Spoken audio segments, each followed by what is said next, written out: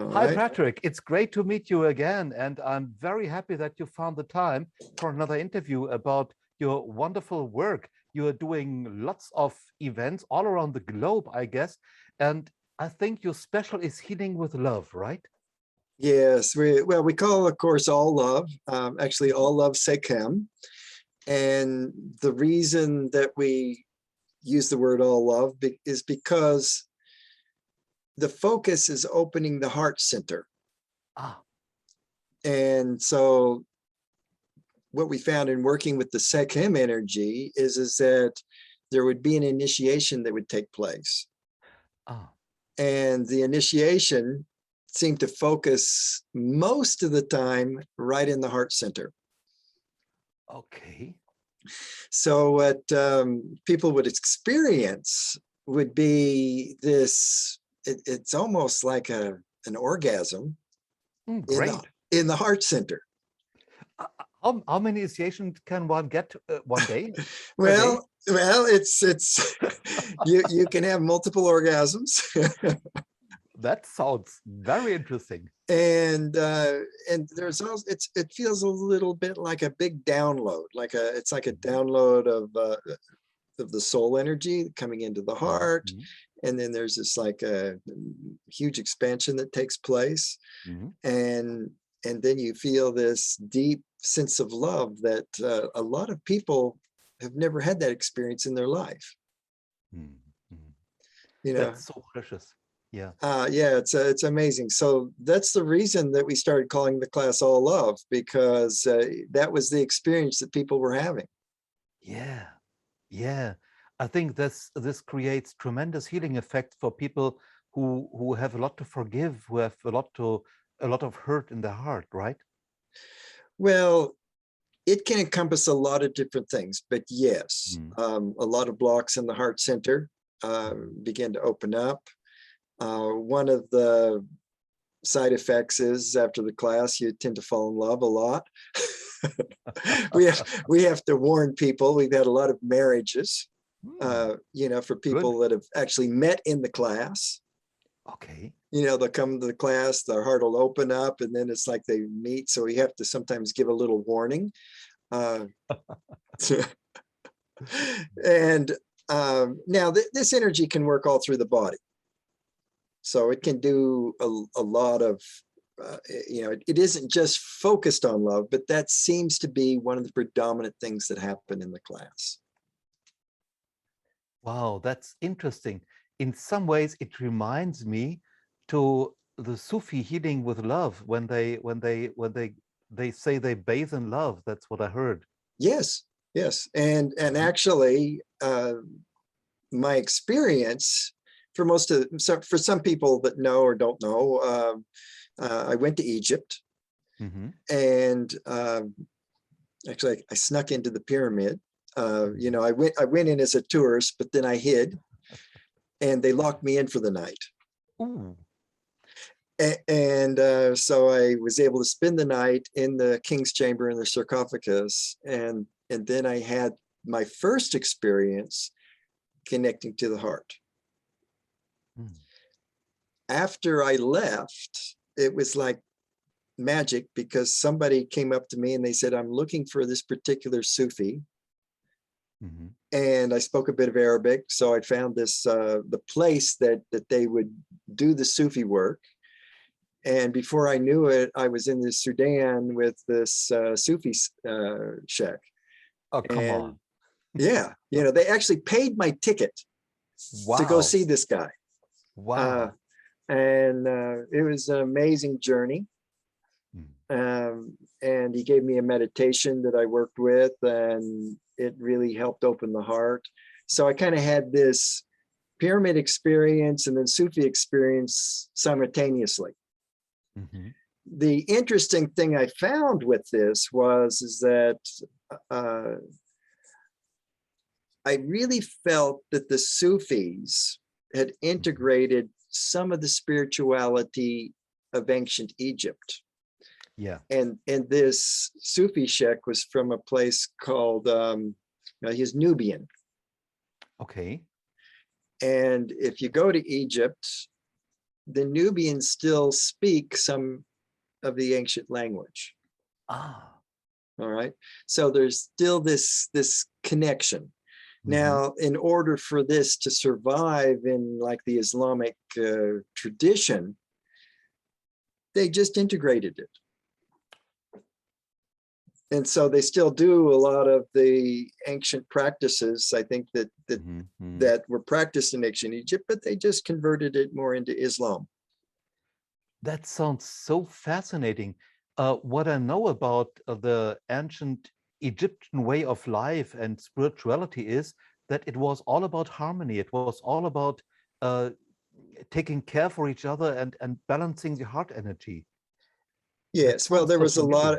There was a lot of that. I mean, it was also at times. I mean, they were a kind of a warrior culture as well. They, they had that going on. But this, yes, they had terms for opening the heart, connecting with the heart, opening the spirit, this sort of thing. So it was part of the culture. Now, for instance, like with shamans, and again, the word shaman, I think it comes from some Siberian tribe, but like for instance, the shamans that live in Peru, I work with that in the Indians. A lot of times it was just a small portion of people that knew this knowledge. Yeah. And it may be possible back in Egypt, it was like that too. There was just a small portion of people that really knew this and connected to it, with the education, the knowledge, and that sort of thing. Because sometimes they kept it very secret knowledge. Yeah, sure. And in fact, the Rosicrucians evolved a lot out of that Egyptian really? knowledge. Yes. Oh, I didn't know that. That's interesting. Yes. And so some of the, might say some of the Christian occult people, the Knights Templars and things like this, they also relate to some of the Egyptian knowledge.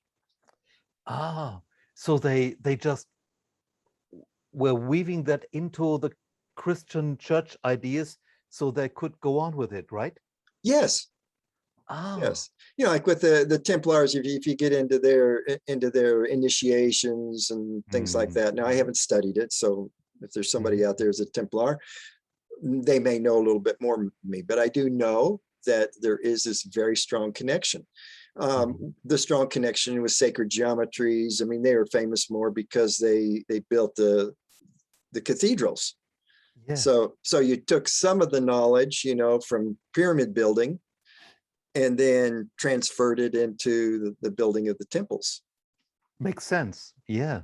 Yeah. And that was one of the reasons that I went to Egypt, because I really wanted to connect with the knowledge that was behind that. I was studying architecture at the time, graduated from architecture school. I said, hey, if I'm going to be an architect, I want to really know some of these basic things about the sacred geometry and be able to build with it. But most importantly was experience it. And as far as I knew, the Great Pyramid would be the best place to go. I guess so. I mean, that's one of the world wonders of architecture. I still wonder, how did they move these 300-ton blocks of stone? I cannot imagine. Well, it is a big mystery, but if you look all over the world, you have Stonehenge. The stones are almost as big. Yeah. You go to Peru, and the stonework I felt is even more fascinating because of the way they would facet them and piece them together like a jigsaw puzzle. Yeah, yeah. Now, a lot of people say, oh, maybe the aliens came and built this. Well, but you can see that there's a human element to everything. The perfection of the blocks is only on the exterior. And the big blocks they talk about are at the base. So it's not like they're taking these tons of stone and moving them all the way up the pyramid. When you get to the top of the pyramids are not much bigger than 2 times your laptop. size. Okay. You know, they're not any more than a meter. So that's very manageable. Also, the Incas were building these massive structures when the Spanish arrived. Ah. So it wasn't some ancient knowledge. It was stuff that was very closer to our time in our timeline, that people were still building this, but this sort of technology. So it's amazing. But they didn't show this to the Spanish, right? The Spanish were only interested in getting the gold. They weren't interested in the knowledge, you know? Yeah, yeah. It's a shame. What a pity. Yeah, because it's really a shame. But they do talk about how that it was done. And I know particularly, it was a wonderful guide. His name is Malaku. And he gives tours at the Machu Picchu and other places there. And he really explains it, you know, how they were actually able to form these stones. And basically what they would do, you described it, you said they'd find the stone, and then work with the natural fissures of the stone and just crack it, pull it out, and then they would reassemble it. So it's really fascinating the way, and you could see it. You could go to places where the stone was, and you could see the natural cracks in it, and how then they would form it. Fascinating. But this technology was just lost. And of course, when we look back at it, we're just fascinated, but there's simple physics behind it. Yeah, that's fascinating to hear, you know. There are so many people who just have read books about that. And I appreciate it very much that you tell us from firsthand, so to say, how this works. And I guess that in a way, this kind of understanding helped you also to heal the people spiritually coming to you, right? Oh yeah, well, we have several tours. We go to Egypt. In fact, we were just in Egypt this last year. Spent almost 6 months in Egypt. Wow. You know, just, you know, connecting to the energy there, going into the temples, visiting the temples. But normally every year we do take a group, but because of COVID, we haven't been able to do that.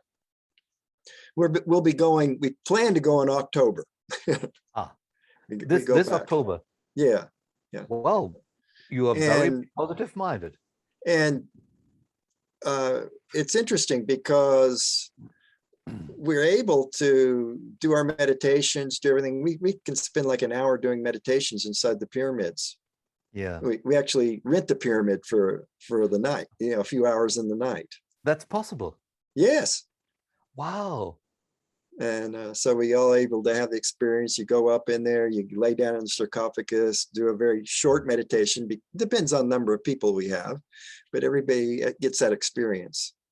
Wow. So you are guiding these groups into the pyramid, and they spend the night there together with you? Well, we only can rent it for a couple hours. Okay, I see. Well, still, it's 2 hours. We tone, we do the meditation, we do the initiations. You know, just like I know that you're doing the Reiki initiations and things like that. Well, we're able to have a very special room to do that in. Wow, that would be something, doing Reiki initiation inside of a pyramid. Yes. Wow, I would love that. Well, it just doubles it up. It's like it's an amplifier. I see. But one of the things is that we're able in our classes to replicate almost everything that I experienced in the pyramid now. Oh, that's fascinating. Yes. So it's just like everything that we do, you know, through the work that we're doing, we're able to kind of get people into that state of consciousness without the pyramid. So the pyramid is spiritually there, but you don't have to be there physically. Now, what it does is that once you get, it's a little bit like a Reiki initiation. Okay. Once you get it, you carry it with you. So it stays in the system. Yes, you get activated and it's there all the time. Okay, so that's a Sekhem energy. The Sekhem. Sekhem. Yes. Okay. That's interesting. And then do you project it with your mind, or you place your hands on someone, or how do you do that? Well, really, you don't have to do anything. Ah, great. That's the best. You don't have to do anything, but we do encourage you, stay in your heart, stay focused, and then that can help intensify the whole experience for you and the person that you're working with. I see. I see. Yeah. It's a little bit like, again, it works on some of the basic principles, which of course Reiki works off of. Where, you know, with Reiki, you can be doing a Reiki session, you could be watching TV, you can be doing anything, you're just doing the Reiki. And it works that way as well. But one of the things that we did find is that, hey, if you actually go into the meditation yourself, stay focused in your heart, open it like increases the experience for both of you. Okay, that makes sense. Yeah. Yes.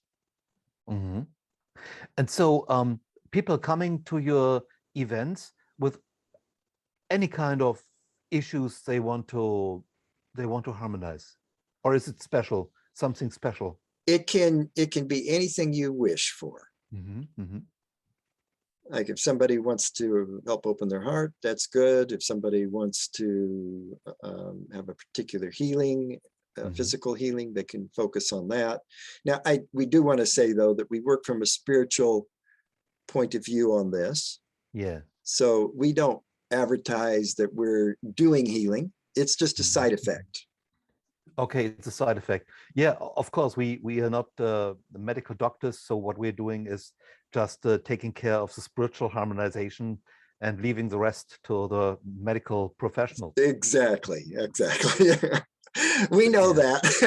yeah. But You know. I think it's always important that the audience also understands that we are no doctors, you know, so they don't think that we give them the pill and we give them the injection. Exactly. They have their specialty and we have our specialty. It's like if you go to the doctor and you ask the doctor, oh, listen, I'm feeling my kundalini kind of getting a little uncomfortable in the base of my spine. Is there something that I can do for that? The doctor won't have a clue what you're talking about. No, but they will have a drug to bring you down to earth. Yes. So Patrick, I think that there are also people revisiting your classes, right? Yes. Now we have a little different approach. I don't do levels. So for instance, it isn't like doing level 1, level 2, level 3. What you do is you can come, and you can come as often as you like. And each time another layer will start to unfold. So we've had people that, you know, they've been coming for over 10 years. Every year they'll come to the class. Like I do my tour, and like every year in Amsterdam we'll have a class. So that group of people, they'll come every year. We do teach all over the world. We've been in Holland, Spain, Hong Kong, Taiwan, India, Brazil. God. You know. And so that group of people, they'll attend and they'll come every year, and they do notice a big shift each time they come. Okay, and so entering a new level means that they also, when they are ready, they receive another initiation, and then Exactly. Okay. And we don't number them. Yeah. It is a little bit like an orgasm. You know, it's like you don't do orgasm 1, orgasm 2, orgasm 3, and then you're done. I think most people don't do that. That's right. No. No. And the thing is, see, you can have the orgasms in different chakras. You have the heart orgasm, you have the throat orgasm, and you have the crown, the third eye, and then you also have the ones down in the base chakra and that sort of thing. But there's these different awakenings that can take place. Well, that's interesting. What is that kind of awakening? What? can I understand? Well, the heart, you just feel this immense love when that happens. The throat is rather interesting because you've probably been around where you see people speaking in tongues or speaking in, channeling light language and that sort of thing. All of a sudden, they'll open their throat and they'll start to be speaking in other languages. We've had that happen quite often. All of a sudden, depending on the person, they'll just start, speaking, their tongue will just start going, and sometimes people can understand exactly what they're saying. Sometimes it's an earth language. Like we've had somebody one time, they just started speaking a very old German language. Oh, really? Well, yes. That must have sounded and weird. We had somebody, it was in Mexico, actually, when that happened. We had somebody who could speak German and they could understand what the person was saying. And they had never spoken or had any training in German. Wow, that's fascinating. Yes. So, and then we've had people, they're speaking, it almost sounds like a alien language at times, different things. And what's more fascinating is that I'll hear it, and then I'll go to another class in another country and somebody will start speaking the same language. I recognize it. Oh, really? Wow. Yeah. So it's in a way, the fields are interconnected. Exactly. Yes. But, it's like we all have these connections, whether they're earth-based or extraterrestrial-based. Yeah, sure. We all have our roots, and I think it's important to discover these roots, where we come from, where we originally feel belonging to, and getting into that energy again. No, it's so wonderful, and it really wakes you up to realize that you're not just this physical body. You're much more than this. Yeah. Right. And so people feel, when they come to your classes, they feel they are not just the physical body, they feel the energy body, right? Exactly. They'll feel their energy body, they'll connect to, to the soul level. And the goal really is to really connect to source. Okay. So being with divine. Yes. Yeah. Well, sometimes you just feel like you're connecting to the universe. Yes. And that's really the most wonderful experience. Oh yeah, just floating. You have an experience like that, and you won't have fear of death anymore. A lot of the fears just dissolve, because all of a sudden you realize, wow, I exist beyond this. And then you have a knowing. There's a wisdom, a deep wisdom that comes from it. Yeah. That's so important. That's so valuable. I know a lot of people who really have panic because they fear death, Exactly. Or, this whole COVID thing, it's creating so much fear on the planet. And, for my wife and I, we were responsible with it, but we went to Egypt during the middle of the pandemic. We were in Brazil, which was actually, one of the hot spots. And it was interesting because on our trip to Europe, we decided, well, we want to go to Europe, but they were doing the vaccinations. You had to have all of this stuff. And so I said, well, why don't I just take an antibody test? And it said that I had COVID. And my wife, my child, it said we all had COVID, but we didn't know when we had it. It just happened. Yeah, maybe I had a little fever one day, but my child, no, he was healthy the whole time. My wife was healthy the whole time. So we really had no idea. And I think a lot of it has to do with the fact that we weren't walking around in fear about it. We're still living our lives, we're doing amazing things during the pandemic. And it just so happened, and so now we have the antibodies, which is, really the most important thing in this time, you know, to develop those antibodies. And probably a lot of people out there have come into contact and have developed their own natural antibodies. Yeah, I guess so. I guess so. Mhm. So is it right that during the coronavirus crisis, you also did and maybe still do a lot of webinar classes? Well, this is the thing is that we stopped doing the traveling to teach. Okay. And then we're online now. Almost every week we do a class. We've sometimes we're working with other wonderful teachers. You know, we worked with our Java a Oh, few yeah. weeks ago. You know, we have you lined up to do something Yeah, with you. And looking much forward. there's a wonderful teacher called Jasmine. We're going to be working with her. Then one of my earlier teachers, his name was David Quigley, and he's like a little wizard. We're going to be working with him. So we have, you know, not only we teach what we teach, but we also introducing and helping other people because this Zoom format or the online format is just amazing. Oh yes, yes, it's I love it, you know, being together with the people from all around the world without having to pollute the environment and having to travel, you know, that's great.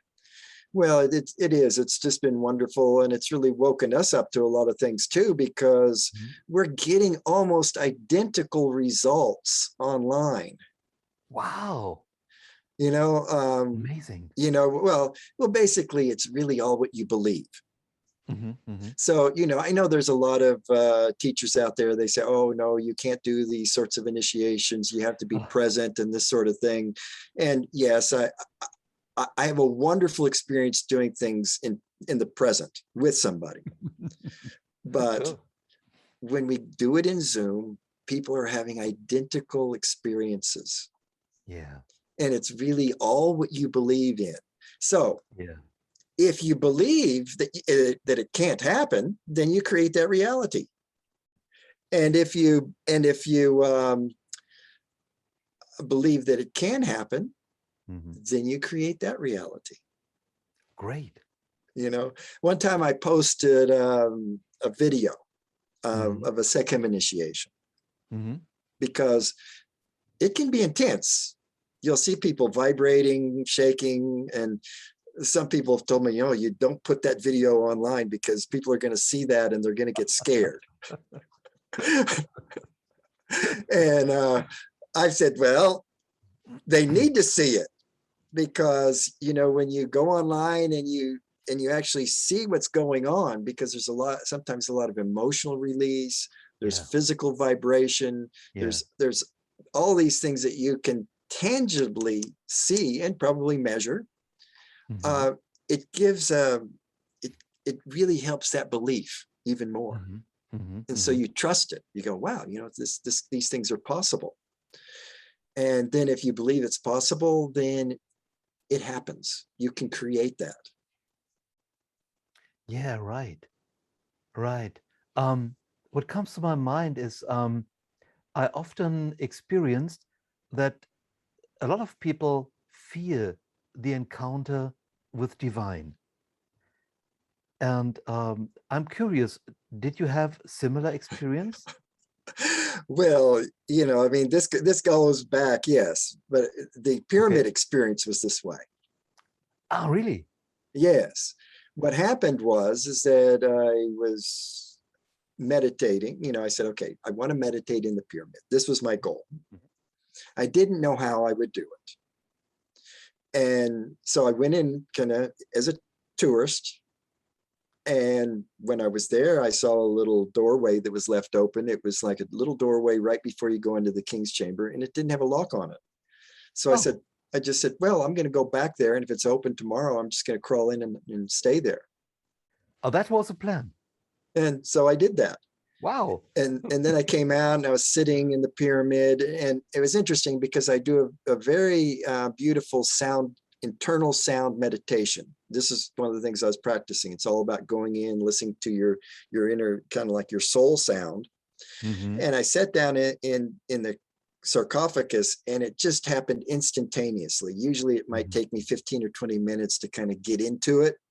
but this was just so quick. I go, wow, you know, I can hear the sound, but it was mosquitoes. Oh.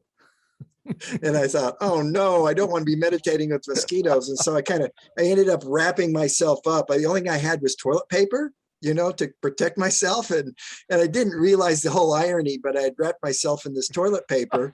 And so I was like a mummy in there. And then I said, okay, now I'm going to lay down. And then when I lay down, all of a sudden I could hear these footsteps. And if you don't know the configuration of the pyramid, is in order to get to the king's chamber, you have to walk up the grand gallery, which is a big stairway. And it was just like in my mind, I could hear somebody walking up the boom, boom, walking up the stairs. And I thought, okay, I'm going to get caught. You know, if I get caught, I'm going to jail. And my heart starts to race, you know, and I'm going into the fear. And then I realized it wasn't human. And I said, what's coming towards me? And I could feel it walking. I mean, here I am in the pitch black in the pyramid, and something's walking towards me. Oh, ooh. And you know, I go into the fear, and then right at the moment, it's like, you know, you can't die of fear. I thought, well, wait a minute, this is why I came. This is what I came to experience. And then I just relaxed. And then I had this awakening take place. Oh, after you opened up and said, okay, whatever just happened. If I'm going to die, just die, you know? Yeah. You know, let me face that. Yeah. And then at that moment too, I realized that the sound was just my heartbeat. Oh gosh. And What an experience. And so, you know, I had read about Napoleon and a few other people that had spent the night there, you know, and they did have frightening experiences.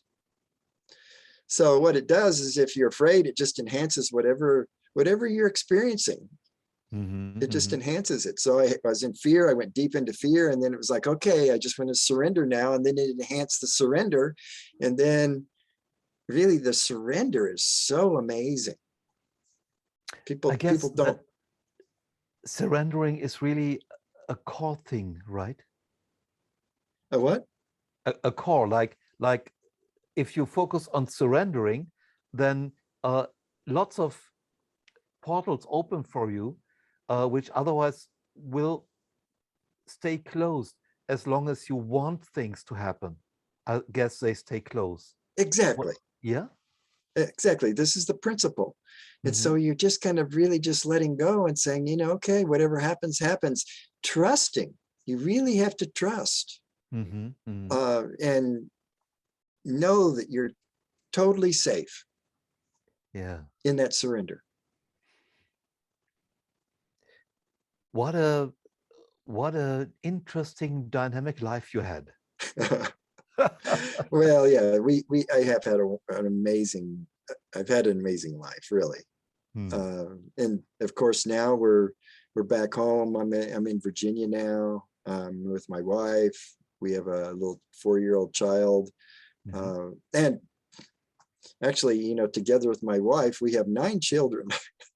Oh gosh, that's a lot. Yeah, so we've had a amazing life with all that. You know, I've lived in New Zealand for 10 years, children there,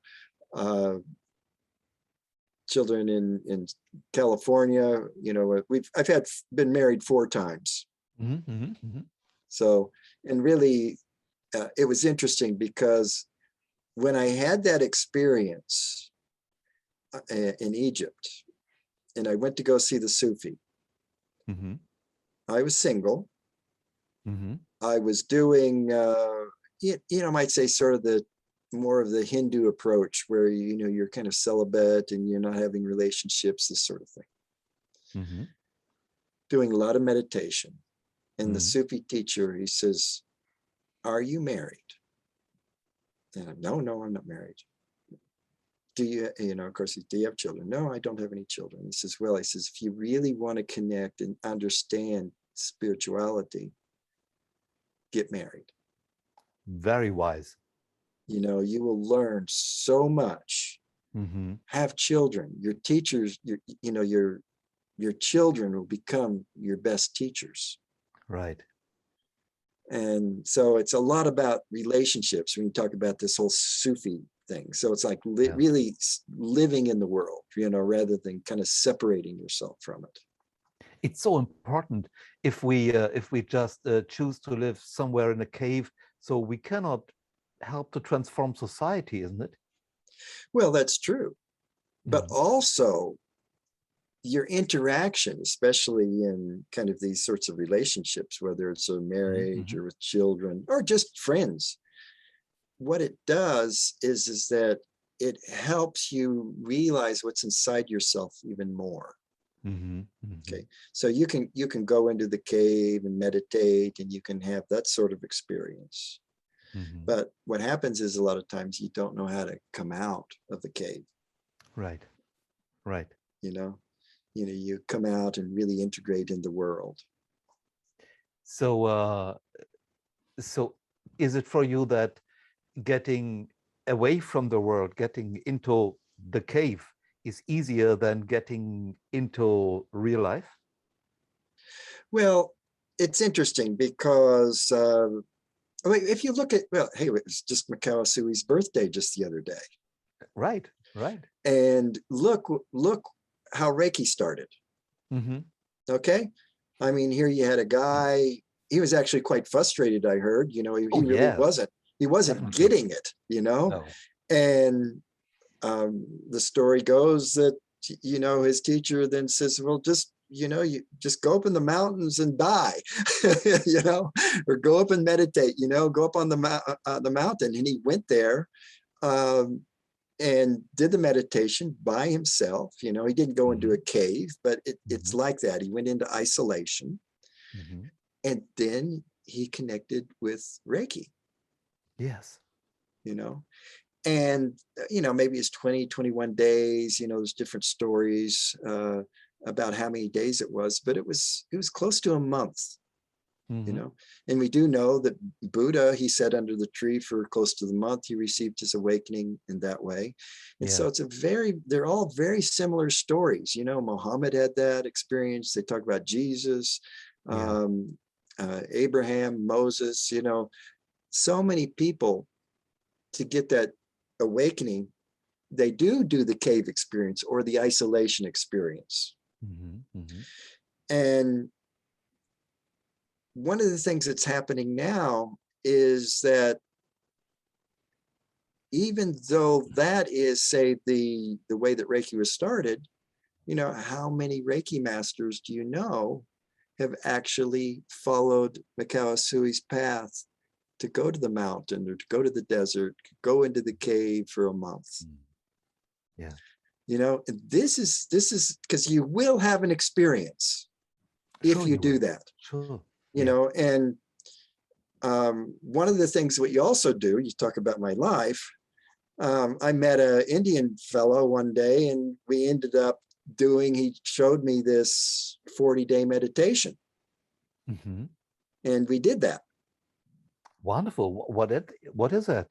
Well, the main thing was he was going to teach me a little bit more of the inner sound work. Ah, is it Surah Chapt yoga, something like that? Well, he calls it kind of a nada Oh yeah. yoga, but it's Yeah. working with the inner sound. And so Mm-hmm. for 40 days, no food, you know, we did have water, and we did have like a little kind of a yogurty, watered down yogurt that were able to drink, but that was all we had for 40 days. You know, all I Mm-hmm. had. I was by myself.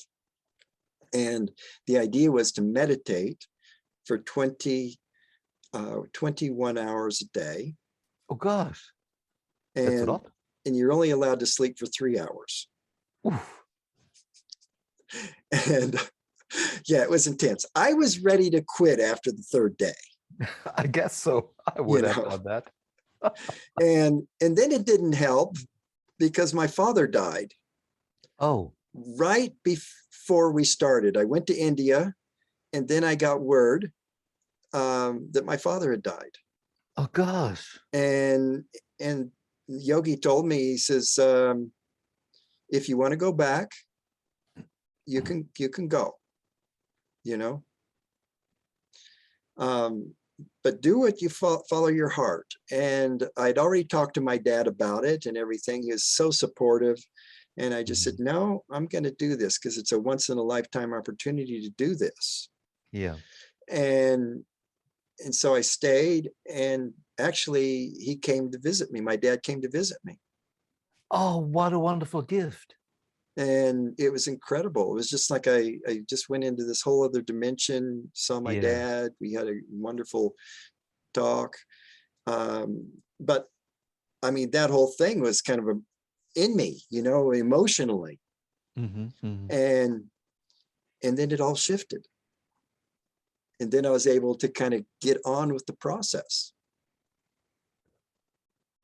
That was closing the gestalt, I guess. Yes, and it was amazing. And then the other thing that really was quite amazing too, there was a lady, I would say if there was somebody that I really kind of despised, you know, we're a spiritual person, we're not supposed to hate anybody, but really, I didn't like this woman, you know, because, well, she had done some things about, you know, nasty.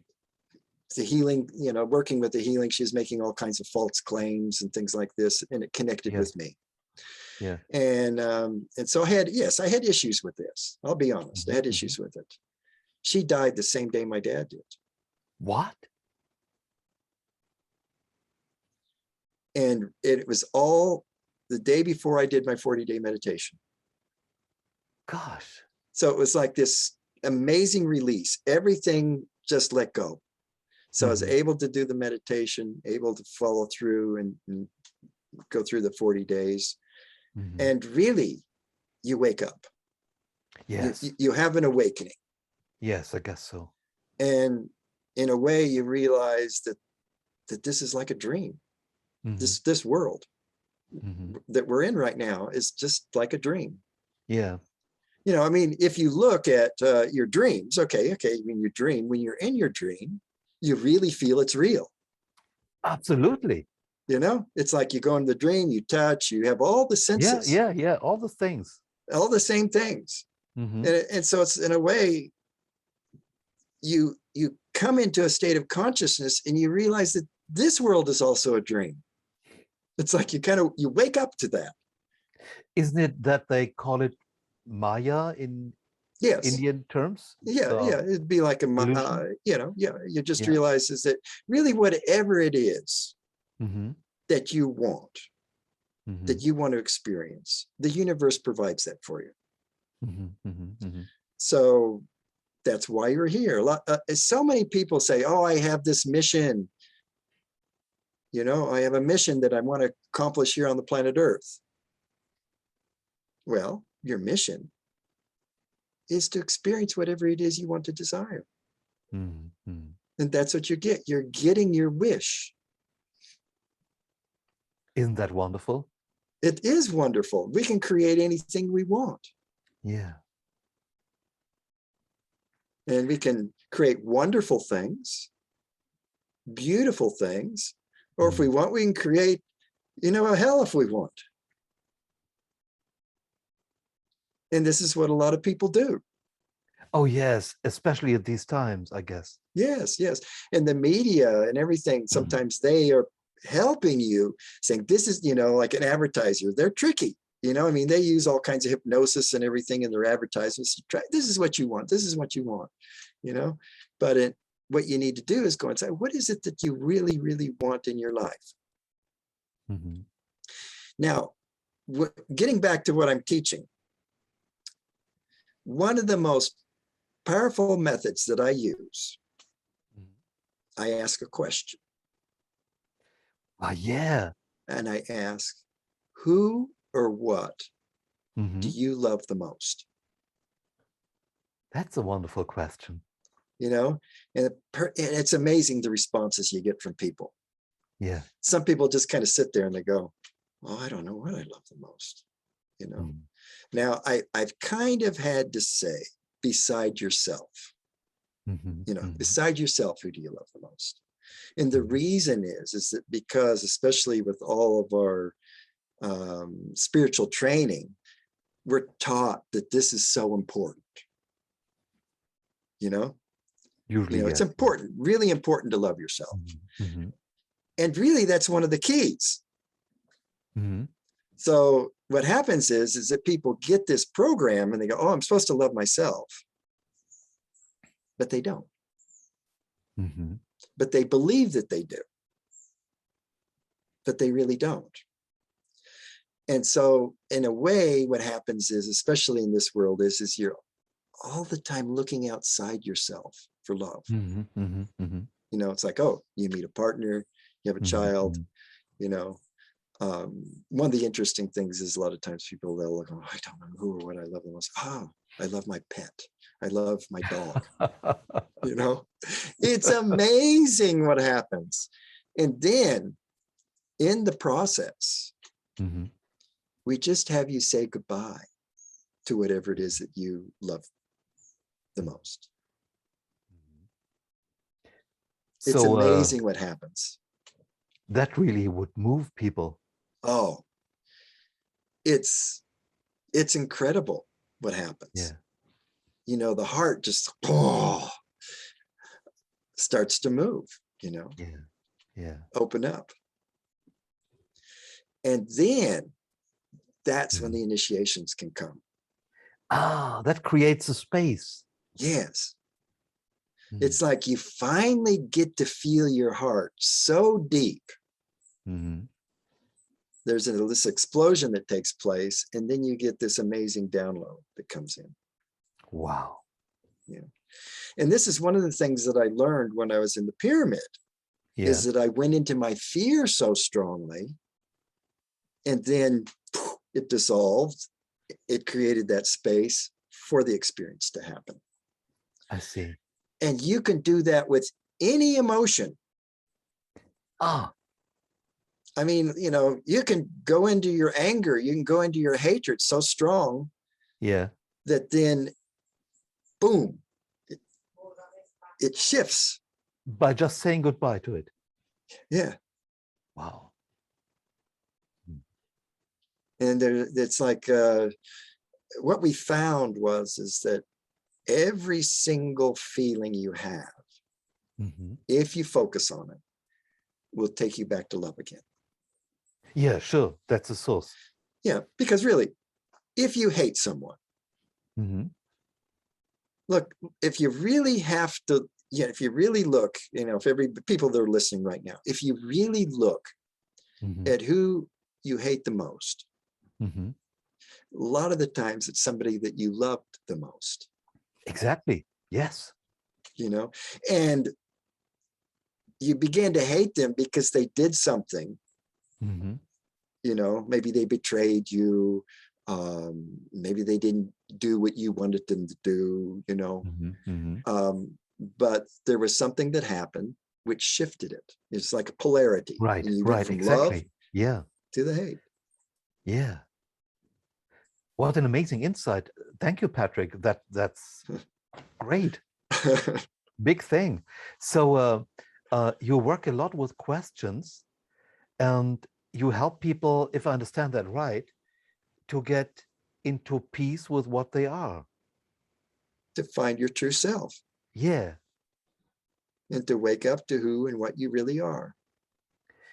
So usually, I don't know, it's similar in your world, but in my world, usually people come and they have so much concepts about who they are, which really have nothing to do with them. Exactly. And this is what you wake up to. This is what, Yeah. for me, I discovered in the 40-day meditation. I mean, Yeah. I had this belief because I had what I thought was an enlightened experience. Mhm. Mhm. And I've had these experiences throughout my life. And I really thought that this is what enlightenment is supposed to be about, the light, connecting and seeing all these Oh, wonderful things, being with oh, the angels. This is all about enlightenment. This is what I believed enlightenment was. I think most people think that. Yeah. And then I realized that no, that there's a space of absolute peace and nothing. Yeah. And within that space of nothing, there is a deep, deep love. But it's beyond our conception of what love is. Absolutely. It's beyond our mind. Mind is very limited. And so this is actually a Sufi tradition. They say in order to really experience love, you have to really get your mind totally still in a state of peace where there's no thought. Because as long as you're thinking, and even if you're thinking about, oh, this is enlightenment, this isn't enlightenment, oh, I want to connect with the angels, I want to do this, I want to channel this, I want to do that. This isn't the enlightenment. Because you're always wanting to do something. Yeah. And as long as you're always wanting to do something, this keeps you kind of in this dream world. Now, keep in mind, we have this world, but a lot of people like to go into the other world. They talk about, oh, I want to go into the 5th dimension, 6th dimensions. But what happens? You're still thinking. Yeah. You're still thinking about, oh, I'm at this level now. I'm at that. I want to go to another planet. I want to, there's always something else to think about. One of the most interesting teachings or awakenings that I had with my teacher in India, I said, okay, here's an enlightened guy, and I asked him, I said, what do you think about all this past life and extraterrestrial stuff? I said, you're enlightened. If you're enlightenment, do you have experiences with this? And he just looks at me and he says, it's very interesting. And there's a reality to it. It's true. He says, but it's just something else to think about. Yeah. Wise and guy. if you're thinking about it, if you're in your mind, you're not going to experience the enlightenment. Yes. Oh, wow. What a great guy. Yeah. I have another story for you. Please. He was kind of a homeless man. He didn't have a home when I met him. I actually met him in Brazil, but he was from India. And it was the first time in his life he ever traveled. But when I met him, he started talking about the inner sound meditation. I said, I really want to learn this. So we met him in India, and we just spent a little 10 days in India with him. And he doesn't have a lot of followers or anything. And then this is one of the things I wanted in a teacher, somebody just to be a friend. And so we spent 10 days with him, and he kind of gave us some of the basics for the meditation. And I had a good experience, but I didn't have I would say the permanent state of enlightenment, Oh. And I said, look, I want to get it. I really want to get it, And he says, if you want to get it, he says, do the 40 days. And so he had everything planned. And then he wrote to me and he says, we don't have a place. He didn't have a home. He didn't have a place for us to do the meditation. And I said, well, we could just rent a hotel or do something. He says, well, wait a minute, I'm going to ask around. And it just so happened one of his students was an architect, and they were completing this community center. It had a big room, and it had a little bedroom, a kitchen, a bathroom. And the guy said, we would like for you to do the meditation as kind of a christening for our new building. Oh, what a great idea. And so we planned to do that. And when we went, they also were looking for a teacher to stay in the building. And then they chose Yogi Ji, who was my teacher, to be that person. And then, they had the TV, the newspapers, and everybody there. And they said, this is now your building. And they gave us this building. After my 40-day experience, I was like, wow, we've got to share this with people. And I told Yogi Ji, but I want to share it, but we need more rooms. We only had one meditation room. And he says, yes. He says, we could put people in the hall and put like curtains around and have them meditate. I said, no, no, no. I said, everybody needs their own bathroom. They need to be able to have the same experience that I had. You know, they have their own bathroom, running water, their own bed, private experience, a little bit like a cave in a way, but a comfortable cave, you know, so you don't have snakes and bugs chewing on you. Western cave. Yeah, yeah, Western. And I said, everybody can have the same experience that I had. And in 1 year, we manifested 5 more rooms. Oh, great. And then he looks at me and he says, this wasn't my wish. This was your creation. So you learned how to manifest. We manifested an ashram, yes. And, you know, I don't even have my own house, but I've got an ashram in India.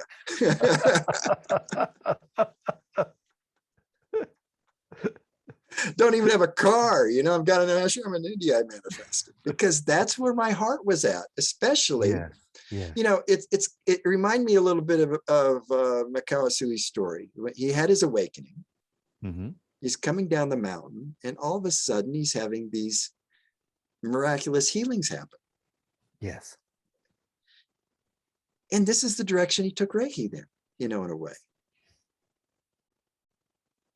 And yeah, you know, this is the things that are manifest. I know that he still you know, his teachings are different from today's teachings because he focused more on the meditation. He focused more on the awakening, where Reiki today generally focuses more on the healing. But this is what was manifested. This is what's and then we had another interesting story in India too, where we had a Reiki master come to the ashram. He was an Indian man. And before then, you know, I mean, we have about 10 people that would come every night to the meditation. And Yogi Ji, when I first met him, he told me, he says, you know, he says, people are really not interested in enlightenment. And I'm like, what? He goes, no, he says, people aren't interested in enlightenment. I said, no, that's not true. He says, believe me.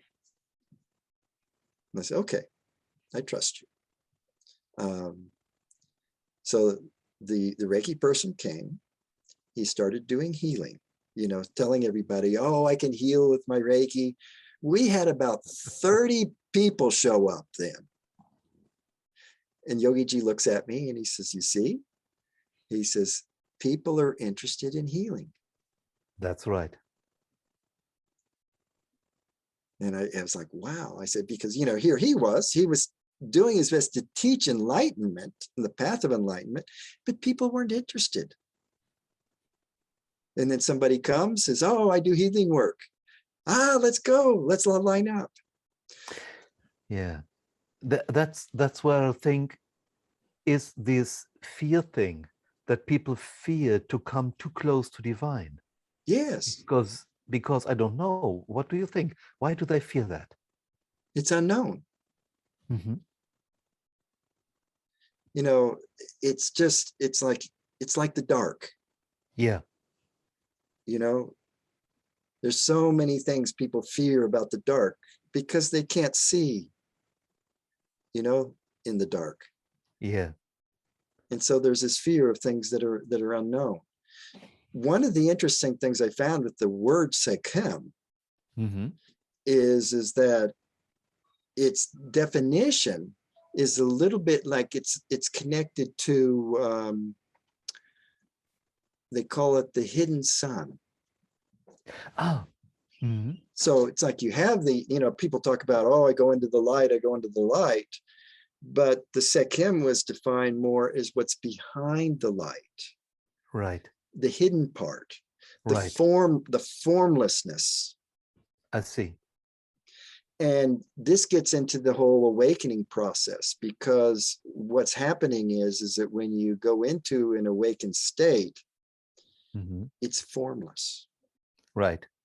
There's no form.